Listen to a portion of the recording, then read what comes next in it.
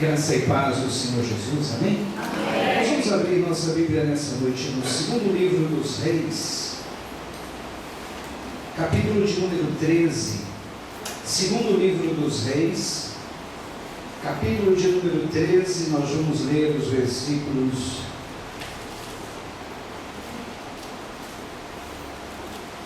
14 até o 24, amém? Segundo livro dos Reis, capítulo 13, versículos 14 até o 24. O Rafael já está projetando aí, né, para você poder enxergar melhor.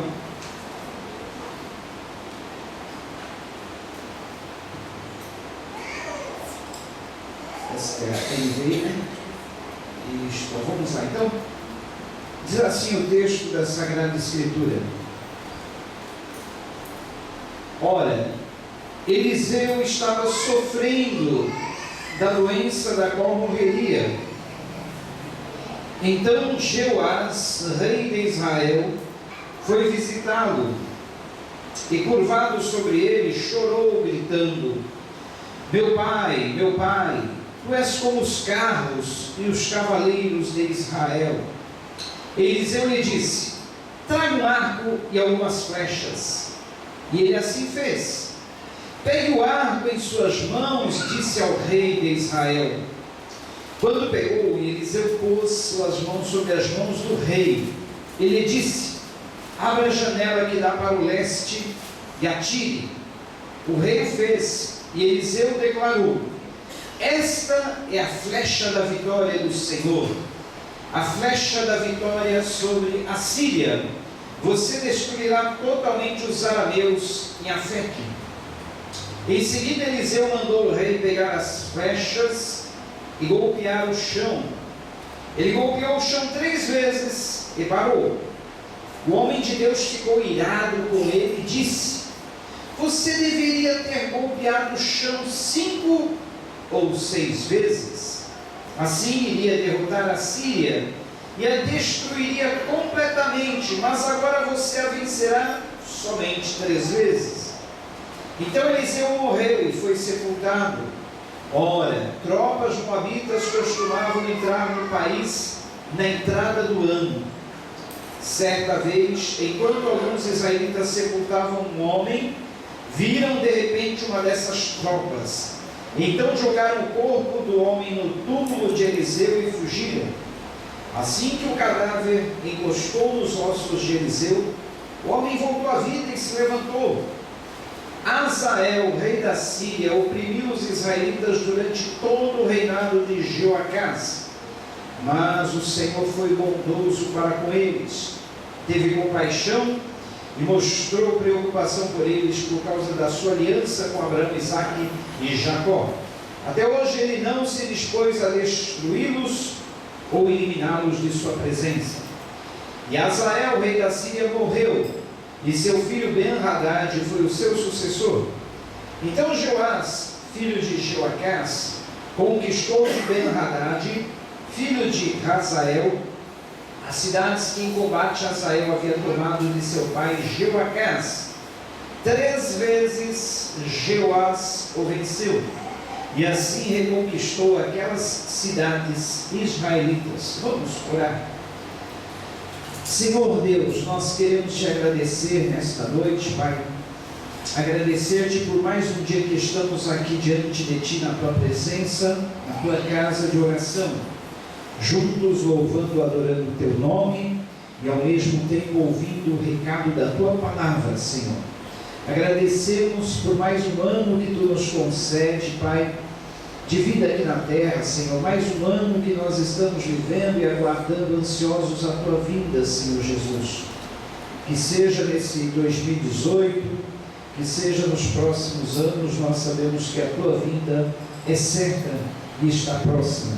para que possamos estar preparados, Pai, para esse dia, para que os nossos corações estejam sempre atentos e vigilantes, e contra os inimigos, o inimigo da nossa alma que sempre ataca, Pai, para que nós venhamos usar as armas e termos o escudo da fé para estarmos aplacando os dardos informados do maligno, Pai. Assim, protege a cada lar aqui representado, a cada família, protege a cada casamento, protege a cada criança, a cada adolescente, a cada jovem, Senhor, a cada ancião. Livra-os de todo mal, guarda-os na tua proteção, em nome de Jesus. Amém. Esse texto da palavra de Deus que nós acabamos de ler, queridos, é bastante interessante, porque fala do profeta Eliseu que estava à beira da morte.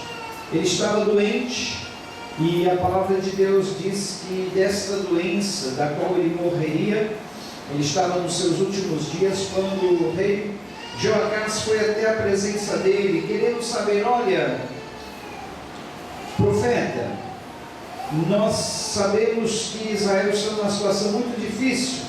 O exército da Síria vinha contra Israel, e o rei, é claro, ficou com medo, porque ele sabia que o exército da Síria é um exército muito temível, um exército poderoso, e ele se viu como que indefeso diante desse exército que vinha contra Israel. E se não bastasse, o seu profeta Eliseu estava à beira da morte. Que situação, logo numa virada de ano, logo numa passagem de ano, logo numa entrada de ano. E o texto diz que os inimigos sírios costumavam invadir a terra de Israel logo na entrada do ano, que era o início da primavera.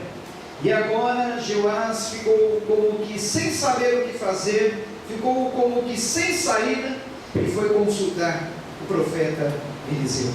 O profeta Eliseu diz a ele assim: olha, pegue um arco, pegue flechas, abra a janela para o oriente e atire essas flechas. Eliseu tinha o arco nas mãos, tinha as flechas, e ele golpeou a terra por 3 vezes. O profeta Eliseu ficou indignado com aquilo e diz: olha, você deveria aproveitar essa ocasião, ferir a terra não 3 vezes, mas 5, 6 vezes, quantas vezes você pudesse, porque isso que eu estou dizendo para você é um ato profético.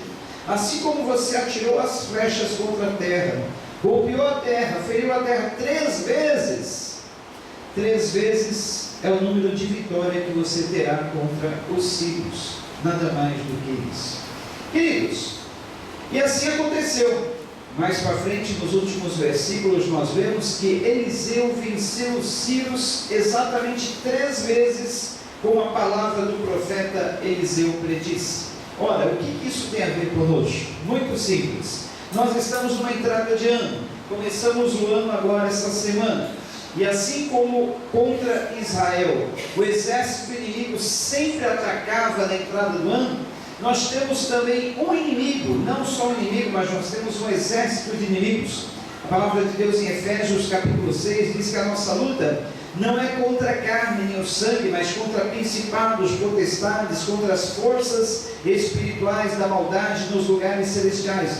Nós estamos rodeados a todo e qualquer momento por exércitos contrários. Nós não estamos vendo esses inimigos que atuam nos ares. Pode ver que está tudo bem com a sua família, está tudo bem dentro da tua casa, está tudo bem dentro do Senhor. De repente, não se sabe porquê, um se ira contra o outro, e daquela ira uma palavra sai, fere um, machuca outro, e daqui a pouco se torna aquela confusão. Você não sabe de onde começou essa confusão. Às vezes isso acontece no seu ambiente de trabalho, às vezes isso acontece na igreja, às vezes nós não sabemos porque tomamos certas atitudes, porque às vezes nos iramos tão facilmente, às vezes nós não sabemos, mas existe uma guerra nos ares, e o inimigo das nossas almas não quer nos ver em paz, ele quer nos ver irados, ele quer fazer com que isso venha trazer contenda com os nossos irmãos, com os nossos semelhantes, com as nossas famílias. Ele quer fazer com que isso quebre a união, ele quer fazer com que isso venha trazer discórdia. Nós temos uma luta, queridos, uma luta que é contínua, não somente na entrada do ano, mas todos os dias do ano, todos os dias da nossa vida, nós travamos luta contra esses inimigos que são invisíveis, mas estão nos ares, estão ao nosso derredor, estão no nosso caminho, e nós precisamos vencer. E como nós podemos vencer esses inimigos, pastor? Ora, a receita que o profeta Eliseu deu ao rei de Israel era determinação. Aquele ato de ferir a terra com as flechas era um ato profético, era um ato que Eliseu estava dizendo: fira a terra, 1, 2, 3, 4, 5, 6 vezes, quantas vezes você puder, porque é dessa forma que você vai vencer os seus inimigos. Glória a Deus. Temos que ter determinação em tudo. Não podemos ficar à mercê do destino, à mercê de deixar as coisas acontecer. O típico deixa como está para ver como é que fica. Não, nós temos que ter determinação na nossa vida em tudo. Na carta que o apóstolo Paulo escreveu aos Filipenses, lá no capítulo de número 4, no versículo de número 13, aliás, Filipenses 3, 12. Filipenses 3, 12 diz assim: ó, não que eu já tenha obtido tudo isso, ou tenha sido aperfeiçoado, mas prossigo para alcançá-lo, pois para isso também fui alcançado por Cristo Jesus. Irmãos, não penso que eu mesmo o já tenha alcançado, mas uma coisa faço, esquecendo-me das coisas que ficaram para trás e avançando para as que estão diante de mim, prossigo para o alvo, a fim de ganhar o prêmio do chamado celestial de Deus em Cristo Jesus. Todos nós que alcançamos a maturidade devemos ver as coisas dessa forma, e se em algum aspecto vocês pensam de modo diferente, isso também Deus esclarecerá. Tão somente vivamos de acordo com o que já alcançamos. O apóstolo Paulo, que foi o apóstolo que mais produziu no Novo Testamento, o apóstolo que mais viagens missionárias fez, que mais cartas no Novo Testamento escreveu, que mais igrejas fundou, ele tinha um propósito na vida. O propósito que Paulo tinha era de não ficar preso ao passado, de não ficar preso às coisas que ficavam para trás, mas ele tinha um propósito, um alvo de avançar, ir em frente, seguir para as coisas que estavam diante dele e não retroceder. Queridos, o nosso alvo na vida cristã deve ser esse também: ir em frente. Diz o ditado, para frente é que se anda.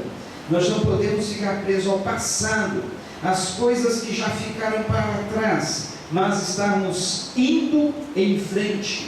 Esse era o propósito do apóstolo Paulo: eu prossigo para o alvo, para o prêmio da soberana vocação de Deus em Cristo Jesus. Você já parou para pensar? Eu sei que todo ano, todo mundo costuma fazer aquelas resoluções de final de ano, aqueles propósitos, né? Esse ano eu vou entrar numa dieta. Aí começa dia 1º, é o último dia que eu vou comer bobagens. Aí no dia 2, só mais um dia. Aí no dia 3, faz aquele belo prato de saladas, legumes, vegetais, né? E vai 1 dia, 2 dias. Quando está no 3º dia já começa uma carninha, uma gordurinha, não vai fazer diferença, né? E aí vai perdendo aquele propósito aos poucos. E assim não só na dieta alimentar, mas em todas as áreas da nossa vida. Às vezes nós terminamos o ano e dizemos assim: olha, por ano que vem eu tenho alguns propósitos na vida. Um deles é buscar mais a Deus, um deles é orar mais, é ler a Bíblia toda, é jejuar, é ler uma porção da palavra de Deus cada dia, e a gente vai bem no 1º dia, no 2º dia, no 3º dia, depois vai desanimando, depois vai falhando no propósito, e acaba ficando tudo na mesmice como era o ano anterior, não é assim? É assim, né? Eu sei que todos nós somos iguaizinhos, todos nós temos exatamente essas atitudes. mas o que falta na nossa vida é exatamente essa palavrinha que eu disse no começo, que Eliseu queria ver no rei de Israel: determinação. Quer ver o que diz? O livro de Jó, olha que versículo, que texto bonito. No livro de Jó eu quero ler para você se animar, para você tomar resoluções, para você estar determinado nesse ano que está entrando. Jó, capítulo de número 22, Jó capítulo de número 22, versículos de número 21 a 30. Esse texto é muito lindo, eu gosto muito desse texto, e eu tenho certeza que você vai gostar também. Eu tenho certeza que você vai se animar a ser determinado nos seus propósitos, nos seus objetivos. Jó capítulo 22, versículo 21 em diante diz assim, está projetado aí? Jó 22, 21 em diante. Sujeite-se a Deus, fique em paz com Ele, e a prosperidade virá a você. Aceite a instrução que vem da sua boca, e ponha no coração as suas palavras. Se você voltar para o Todo-Poderoso, voltará ao seu lugar. Se afastar da tenda a injustiça, lançar ao pó as suas pepitas, o seu ouro puro de Ofir às rochas dos vales, o Todo-Poderoso será o seu ouro, será para você prata escolhida. É certo que você achará prazer no Todo-Poderoso e erguerá o rosto para Deus. A Ele orará e Ele o ouvirá, e você cumprirá os seus votos. Determinando tu alguma coisa, tudo dará certo, ou o que você decidir se fará, e a luz brilhará em seus caminhos. Quando os homens forem humilhados e você disser: levanta-os, ele salvará o abatido, livrará até o que não é inocente, e será liberto graças à pureza que há em você nas suas mãos. Lindo, né? Essas palavras foram ditas por um amigo de Jó para ele, era o Elifaz. O Elifaz, quando Jó estava naquela provação, Elifaz deu essas palavras a Jó, e essas palavras eram para que Jó se animasse, Jó se levantasse, Jó tivesse determinação, porque Elifaz estava vendo que Jó estava decaído, Jó estava abatido, Jó estava desanimado, Jó estava sem ver perspectivas. É claro, na situação que ele estava, qualquer um ficaria assim. Então Elifaz, dirigindo-se a Jó, disse assim: olha, sujeite-se a Deus. Ele achava que Jó não estava se sujeitando a Deus.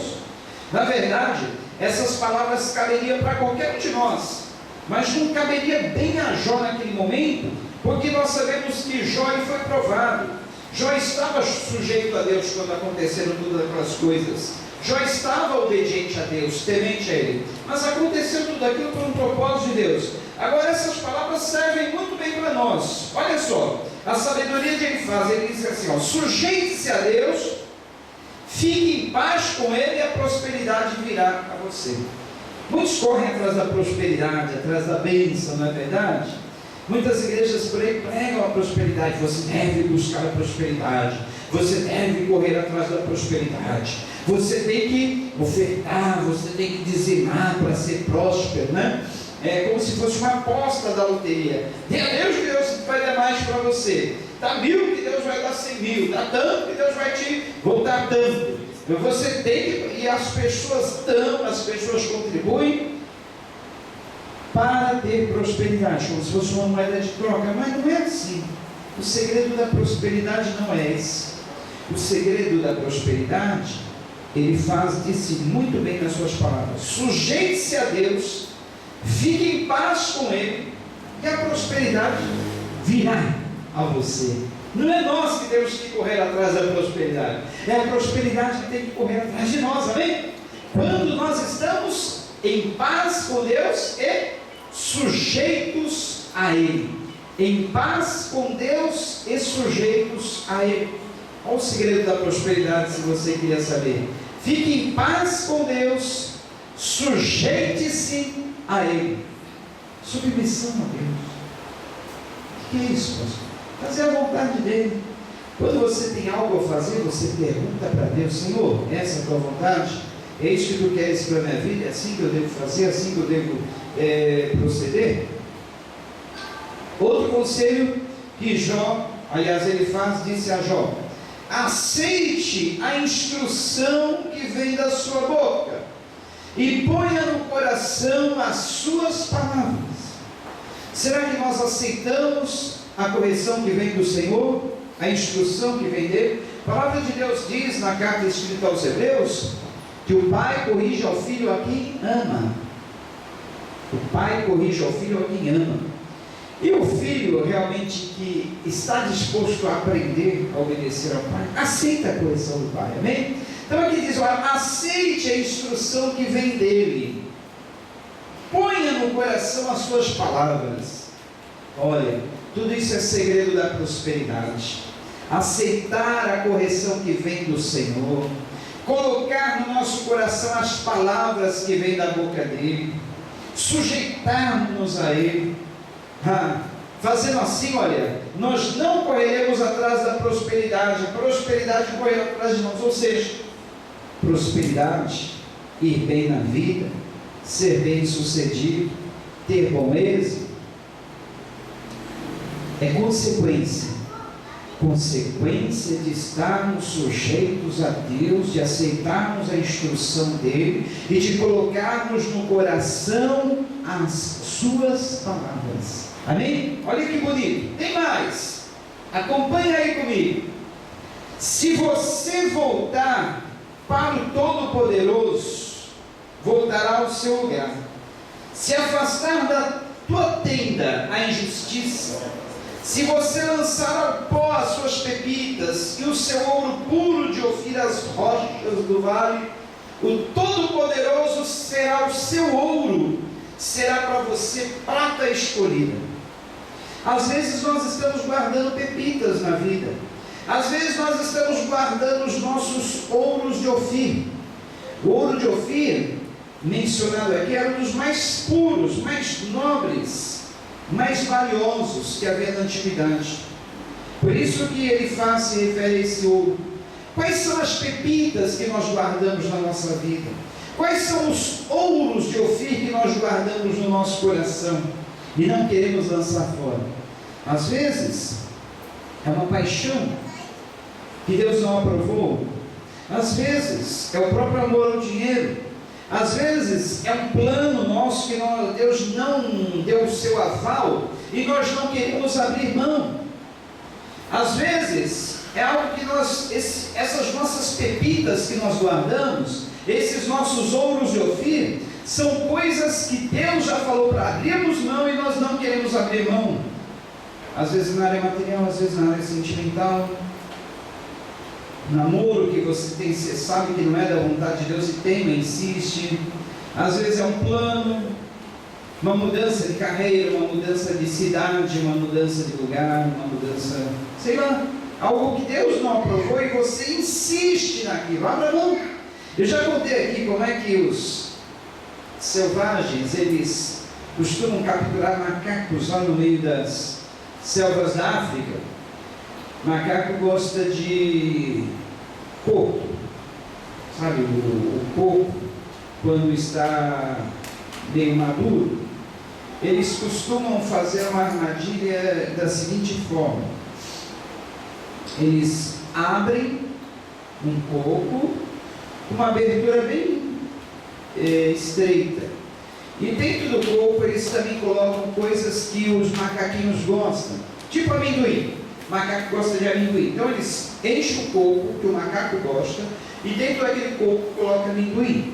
O macaco, quando está ali andando no seu caminho, vê aquele coco aberto, pensa: opa, legal o coco, e enfia a patinha para comer do coco, e lá dentro ele acha algo que ele gosta mais ainda, amendoins, e ele apanha os amendoins, enche a mão e não solta. Só que para ele tirar a mão de dentro do coco, que só tem uma pequena abertura, ele precisa abrir a mão. Vai ver, ó. Quando você está com a mão aberta, os dedos esticados, eles passam por uma fresta, mas se você fechar as mãos, não passa por aquela fresta fina, aquela abertura mais estreita. E é dessa forma. O macaco fica com a patinha presa dentro do corpo, ele não consegue mais correr com aquele peso na sua pata e nem abrir mão para ficar livre. Se abrisse mão era muito fácil, ele abrisse eu digo mão, mas é a patinha dele, né? Patinha. Ele não abre a pata e acaba ficando preso, e ficando preso, ele acaba sendo apanhado, capturado pelo caçador. Ora, na nossa vida é a mesma coisa. Às vezes nós não estamos querendo abrir mão de certas coisas. Algo que nós sabemos não ser a vontade de Deus para nós. Às vezes nós não abrimos mão de um prazer na nossa vida, né? Nós não abrimos mão de um vício, de um hábito que nós sabemos que não é a vontade de Deus. São as nossas pepitas, os nossos ouros de Ofir. Qual tem sido a sua pepita, o seu ouro de Ofir, que você não quer abrir mão? Aquele vício, aquele mau hábito, aquele mau costume. Abra mão. Se você abrir mão disso, olha só o que diz a palavra de Deus. Se você lançar ao pó as suas pepitas, o seu ouro puro de Ofir as rochas do vale, o Todo-Poderoso será o seu ouro e será para você prata escolhida. Amém?